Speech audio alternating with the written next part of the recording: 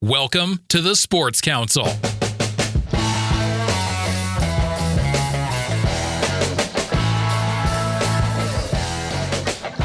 it means to us, when you put that sticker on, you got to understand what it means and how special it is to our community. And, Bomber football, if you're going to take over, you got to know those three things are pretty darn important. The council is now in session. With a personality shaped by being an athlete and a background in mainstream sports media, I found that the stories I was most interested in telling were the ones often overlooked, the ones that might not otherwise be told, the ones that show the intangible and not just the highlight reel. The Sports Council is about highlighting the great, the good, the unique, and everything in between in the Pacific Northwest sports world. I'm Jamie Council. Thanks for joining me. You're listening to the Sports Council on 1340 ESPN, the Tri-Cities leader in sports.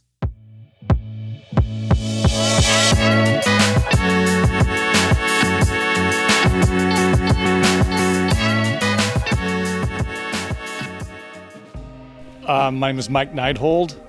I'm the former, sounds weird, head football coach at Richland High School, and I'm currently teaching here at Richland in this classroom, and I'm the current golf coach. It's a little bit different of a title now. After the season, you announced that you'd be stepping down as head coach after 16 years. So now that it's out there, how do you feel about it? You know, I'm lucky in the sense that this decision was mine only. I didn't get a lot of pressure from parents, the boosters, the admin. The Bomber football's in a great place. We've had a great run in my time here. We have a great staff of coaches here, and I'll be 65 in a couple of days, and I'm heading into a big knee operation, and I was kind of looking for a way out, to turn this over to young guys. It's a young man's deal all of a sudden.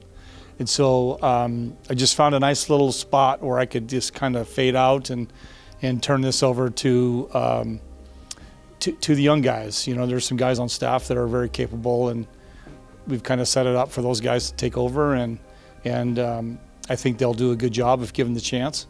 And so I feel great about turning this over to somebody else, and I leave with a full heart.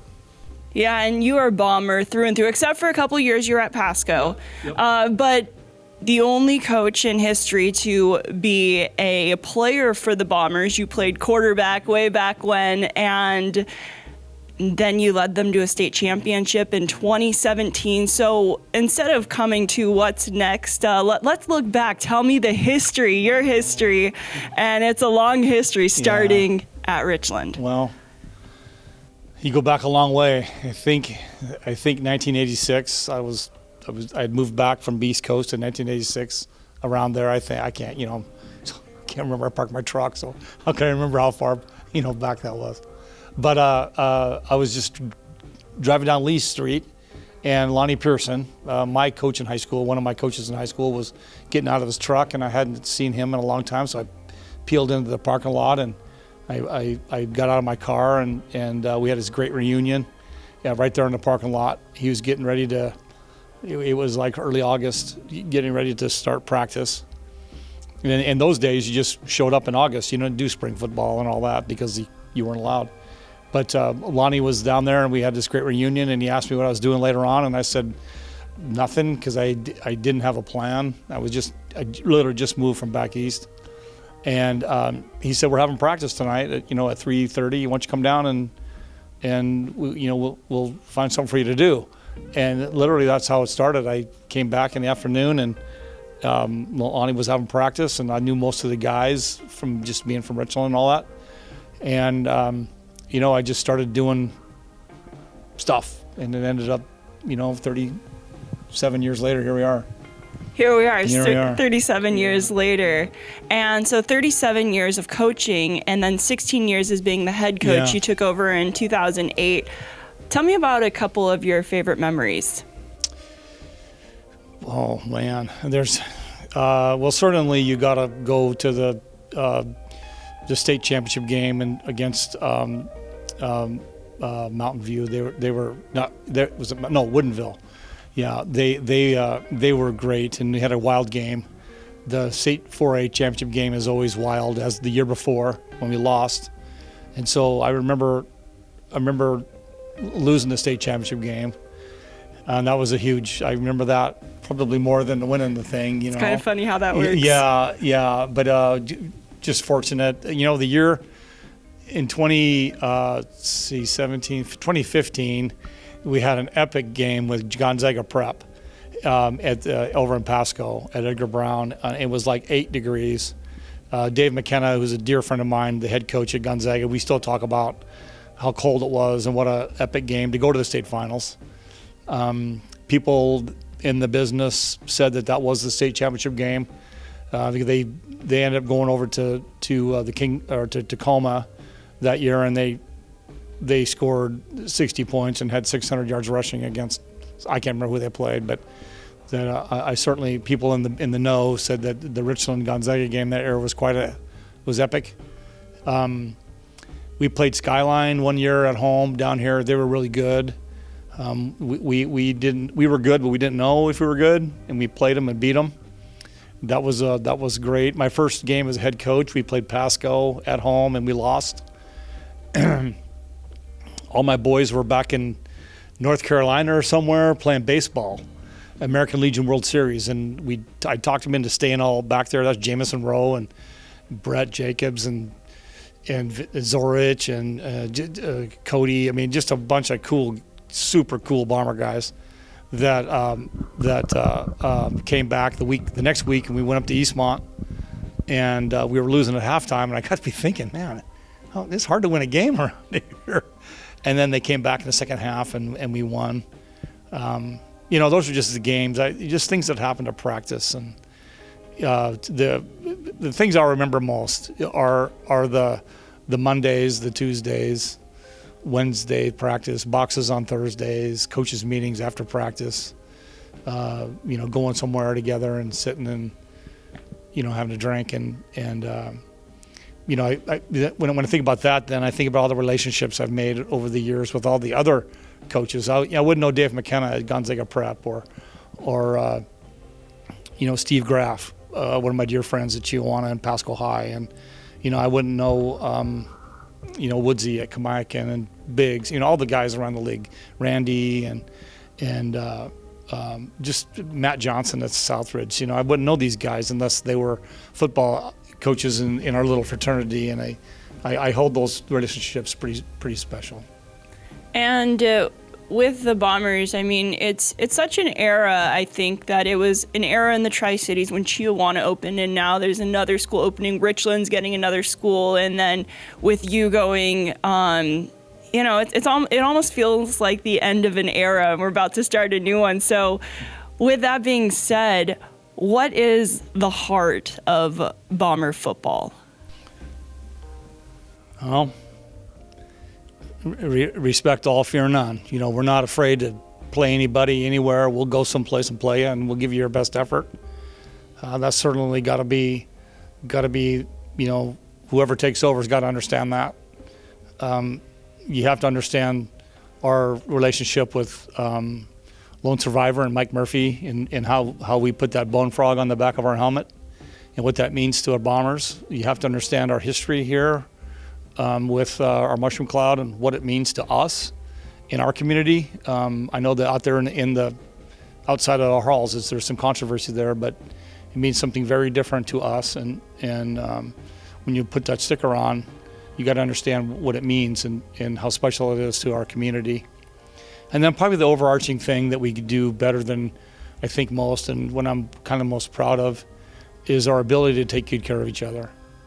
You know, the kids take care of each other, the coaches take care of each other, and the coaches take good care of the kids. And probably the best thing is the kids take such good care of us, the adults. And you put that all together, and you know, Bomber football, if you're going to take over, you got to know those three things are pretty darn important to how we've been doing business around here. Yeah, it's funny, when I first started covering Richland, I'm like, that's a weird last name, Raffin. you know. And so I figured it out real Yeah, quick. You know, yeah. I'm not as dumb as I look some of the time. But Me too. but respect all, fear none. Yeah. What is the history of that, or how was that really integrated into the Richland football program? Well, I want to think, I'm going back a long way, that Lonnie may have coined that, but we didn't, we talked about it, but we didn't really, it was just a saying, and then I think we really started to internalize it when it was my turn, because we got away from it a little bit with the other coach that came in after Lonnie, and he didn't embrace any of that, of the culture of Richland. He didn't understand the culture of Richland, and I tried to hang on to it, but I wasn't the head coach. I was the O-line guy, and I didn't have as much influence as, I was just one of the assistants, and I couldn't tell the head coach how to run his program. That was his job, and that's why they hired him. And so when I took over, I wanted to get back to, what's going to make our community proud of what we do, and I wanted people to understand the Bombers, to come here and play here is a reflection on the people that came here when the bomb was made. My parents came here when they were in high school. Well, my dad was in high school. My mom was younger. She might have been in junior high then. But the history of Bombers is coming here and not being afraid, because they left their homes. My dad came from Wausau, Wisconsin, and my mom came out here from Fall River, Massachusetts. And so did everybody else's parents. They came out here and they were scared, but they weren't afraid, and they stayed, and so out of respect to them, fear nothing. There's nothing to be scared of. Let's go, and then to top it off, or to add to that, the teams we play every week, they have their own thing. Those kids that represent Kamiakin High School. They're playing for Kamiakin. And their coaches work hard, we hope, and I know they do over there. And so you got to respect that. We're playing the same game. They block and tackle, and those kids at Kamiakin, again, it matters to them in their student section, just like it matters to us in our student section. So we respect that as players, and there's a certain brotherhood of football, and you got to respect that, and there's some dirty dog dealing in there, and that's part of the game, and then there's things that happen that's got to respect that, and so respect everybody and what they do in their journey, but absolutely fear nothing in life. Go get it. So that's our respect all, fear none hashtag. Of how you guys really approach the game, and we'll dig into some of the dirty stuff. The MCC is a lot of fun, but I did want to touch on the frog. What does that mean? What is the special meaning behind that? So I'm a reader. You get books in here and stuff, and just teach literature. You actually enjoy it a little bit. I do. And so one summer I was reading The Lone Survivor, and that's a Marcus Luttrell, and it's the story of a group of 4 guys that went on a patrol, and some bad things happened, and I kind of became not infatuated, but I was inspired by Marcus and his story, and the friendship that he had with Mike Murphy and Dax and the guys that were on this patrol. And so then the movie came out. And so Tony and I, we went to see Lone Survivor. And I'm like, this is a real deal. I mean, the movie was based on the book. The book was better, but that's just how books are. Books are, So I was thinking, gosh, I got to be able to, if this moves me, I'm sure it can move a high school kid. And so I started looking around for something that I could use, and something that I could find that I could show the kids. And that summer I came across a YouTube clip of Marcus Luttrell, who was the author of Lone Survivor, was talking to, I believe it's the University of Alabama football team. And he doesn't show Alabama, but I think he was there because I did a little more background checking and looking and all that. And he does a 6-minute, 21-second talk about that day, and his love for Mike Murphy and his boys, and how he never told them that his boys, he loved them, but he says the first thing I'm going to do when I see him again. And so we're like, oh boy, Then he goes on to talk about how he's a Navy SEAL. That's what he is. He's a Navy SEAL. He's a warfighter, and that's who he is. And then he flips it on him and says, "You're a football player. And you're a darn good one, and you put the work in." And it's just this very inspirational thing.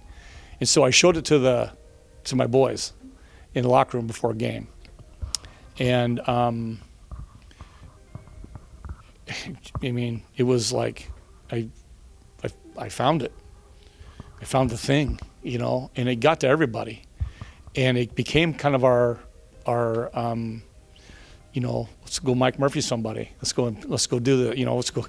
And so from that point on, and I can't remember if it was around 2013 or 14, that that became our thing. And I kind of looked around and did some more research, and I found a sticker to put on our helmet. And the original one was a little round black sticker that I think we had in 20, can't remember, 20, might have been the year we lost to Gonzaga.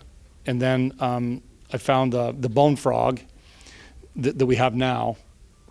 The frog is for frogmen, and that's what they used to call Navy SEALs before they switched over to what they are now. And so the bone frog, so the frog is Navy SEALs, and the bones are for the skeleton is representative of all the Navy SEALs that have died in combat. And so here's this perfect thing for us. And so during fall camp, we earn our frogs. And so you got to go through the turmoil of 2-a-days and work hard and do all the right things. Earn it. You got to earn your frogs, and the day you get your frogs as a team is a pretty it's a pretty substantial day in your time here at Richland.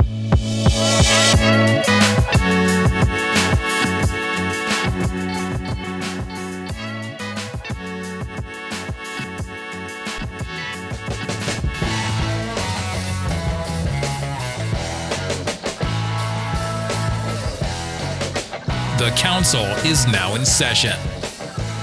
You've certainly put your spin on and your touch on Bomber football. I mean, it's obvious. Yeah. But then you take a look back, and your baseball coach was Fran Risch, and you play in Fran Risch Stadium. Does that kind of sink into you a little bit? It's never lost on me. I know where my feet are. I played for Coach Risch, and I was his TA, and we had a lot of conversations. We played a lot of golf together out at West Richland when my dad was playing out there. Fran and Coach Risch, I never called him Fran. I didn't think I didn't have enough equity to call him Fran, so he was always Coach Risch to everybody. But Coach Risch played in the group ahead of my dad and his group, and so I'd see him on the summer almost every day, and just a super cool, wonderful man that I was lucky to know. Yeah. Lucky to know. And then JD, Coach Covington, I played for him too, and to stand in the same area as those two guys. Every time I walk out there, every time I stood on our original home side at Bomber Bowl, that's what it was called. I see those guys. Yeah, and you're now, I would say, on that same level in a different era. It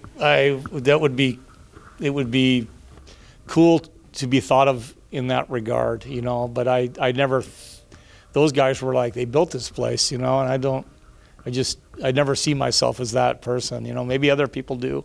That's for them to do, but it'd be quite an honor, to be thought of in the same breath as those guys. Those guys are pretty good. Yeah, and sometimes you don't really know until you step away, what holds up. So it's maybe too soon to be coining certain things. But one thing I will say is maybe they built a lot of the traditions here, but Bomber football wasn't always as big of a deal in the halls of Richland High School. No.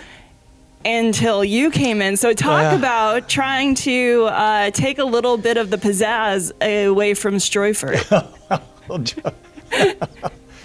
I My love words, Earl. not I yours. know. I love Earl. Earl and I have a great relationship, and we don't talk about sports as much as we talk about barbecue, and how to make a brisket. He makes a great brisket. I suck at it, and he has a lot of fun teasing me. But no, Earl he's done for tremendous things at Bomber basketball. And you talk about Art Daywald, you talk about Frank Tieverba, you got to include Earl in that same conversation. So maybe we have the same journey on mine's in football and his is in basketball. But I had to make Bomber football a bigger deal than it was, because when in between Lonnie and I, it kind of fell off a little bit, and so I had to interject some enthusiasm, around here, and so I started to include the student section in everything we talk about. You got to get the student section going. You got to do this. Started included our bookkeeper in our program, and how important the bookkeepers are about, handling money and all that. Got the admin on board about, can you guys show up at the game, and here's a Bomber T-shirt, and can you wear it on Fridays, and here's a jersey, an old jersey, can you wear that? And people started buying in. Started making a big deal about the student section, and that started growing. And then pretty soon we won a couple of games, and then all of a sudden, football. Hey, you going to the game? You going to the game? I'd make a big deal in this classroom every day. Friday night, go to the game. Friday night, go to the game. What else are you going to do? Go to the game. So people started going to games, and then Tim Turner, my buddy Tim Turner, he plays the music during the games and all that, and I said, hey, maybe you get some music down there, play some Pearl Jam before a game. That'd be great.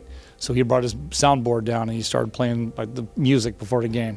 Then he just turned the speakers around, and he started playing music for the kids. And then he just started kind of grow and now you go to a game, and then we talk about the event. That's the event of Friday night. The game happens, but the student section happens. The marching band happens. We started doing a deal on Wednesdays. Had it worked out for a while where on homecoming week, the band would perform their halftime show for the football team, because we never get to see the halftime show. So we started including the band in what we did. And I had a lot of the cheerleaders in class and the dance team in class, and made a big deal about those guys going to the games and performing. And all of a sudden, the next thing you know, we got 800-900 people involved on our Friday night, not just the football team. And it helps to win, but it kind of spread throughout the community here at Richland, throughout all the hallways, and then out in the, ex-Bombers are always Bombers, and we started giving them something that they could be proud of, a product that they could support and feel good about. And it kind of went, started in 2008, maybe a little smaller than it is now, but it just kind of morphed into this great thing for our community, and that's a Friday night, at Bomber Bowl.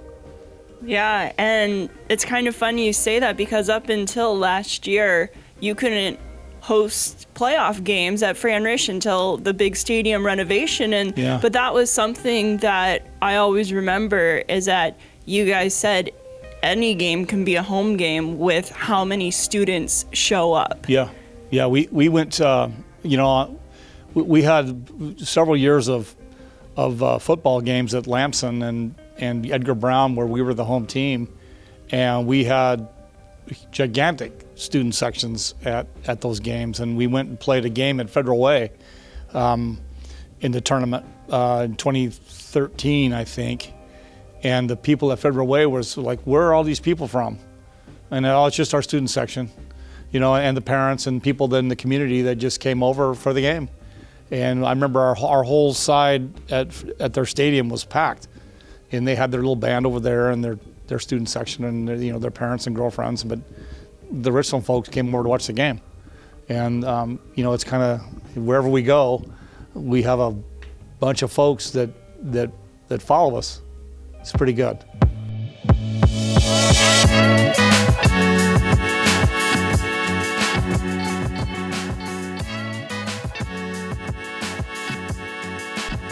You're listening to the Sports Council on 1340 ESPN, your Tri-Cities leader in sports. We're catching up with retired head coach Mike Neidhold of the Richland Bombers, stepping away after 16 years as head coach. A lot of great stories, and instead of cutting content, we're going to split this into a two-part series. This week, part one. Make sure to tune in next week for part two with Mike Neidhold.